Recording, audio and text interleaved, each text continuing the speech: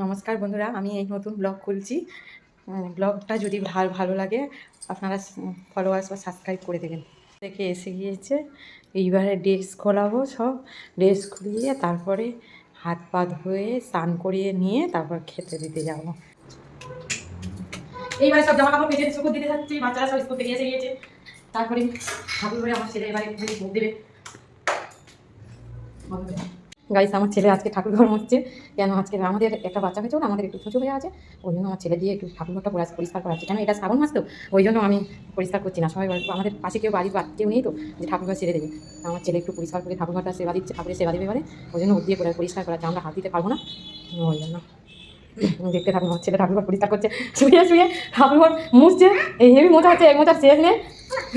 শুয়ে শুয়ে ঠাকুর ঘর মুছছে। ঠাকুর ঘর কোনো দিন সারে না, আজকে একটু বলেছি ঠাকুর ঘরটা আমি হাত দিতে পারবো না বলে ঠাকুর ঘরটা মুছে দিতে বলেছি। সে শুয়ে এই মাথাতে একবার মুছে ওইদিকে যাচ্ছে, ওই দিক থেকে মুছে এদিকে আসছে। ঠাকুর ঘর মুছছে খালি এই দিক থেকে মুছে চলে আসতে বলে পা স্লিপ খাচ্ছে, পাথরের ওপর তো পা স্লিপ খাচ্ছে, ওই জন্য একটু শিব ঠাকুরের শিবলিঙ্গকে একটু চান করিয়ে দিতে বলছে, চান করিয়ে দিয়েছে।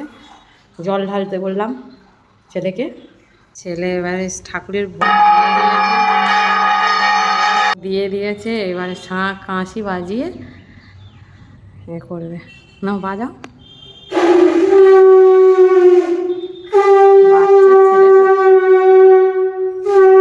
এবার ছেলেকে একটু খেতে দিলাম, অনেকক্ষণ পরে এসেছে ঠাকুরঘর সেরে, তারপরে খেতে দিলাম। তরকারি ছোলা দিয়ে তরকারি হয়, শুধু শুধু ওই করতে যাবো এবারে, দিদিরা নিয়ে রুটি দিয়ে সবাই খাবে, ওই করতে যাচ্ছি। আপনারা দেখতে থাকুন ভিডিওটা।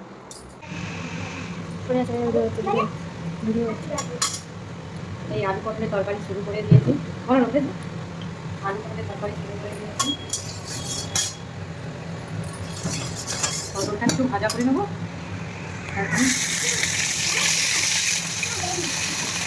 একটু পটলটা এবারে একটু ভাজা করে নেবো, একটু ভালো করে ভেজে নেবো, নিয়ে তারপরে আলুগুলো ভাজা করবো। পটলটা একটু ভাজা হয়ে যাক, তারপরে আপনাদের দেখাবো। একটু সিদ্ধ ঢাকাতে রাখি, পটলটা একটু ভালো করে ভাজা করে নিয়ে আপনার হয়ে যাবে। তারপরে একটু ভাজা করে নেবো, নিয়ে তারপরে আমি ভাজা পটলটা ভাজা একটু হয়ে গিয়েছে, এবারে তুলে নেবো। নিয়ে তারপরে একটু তেল দিয়ে আলু আর পেঁয়াজটা ভাজা করবো।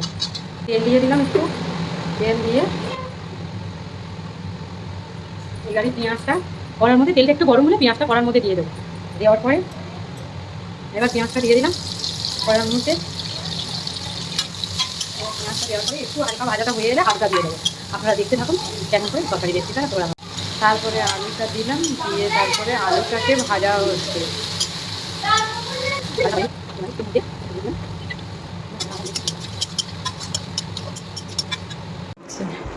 আমি এই প্রথম ব্লগ করছি, কিছু মনে করবেন না, ভুল হলে ক্ষমা করে দেবেন। আর ভালো লাগলে লাইক, সাবস্ক্রাইব এবং ফলো করে দেবেন, শেয়ার করবেন।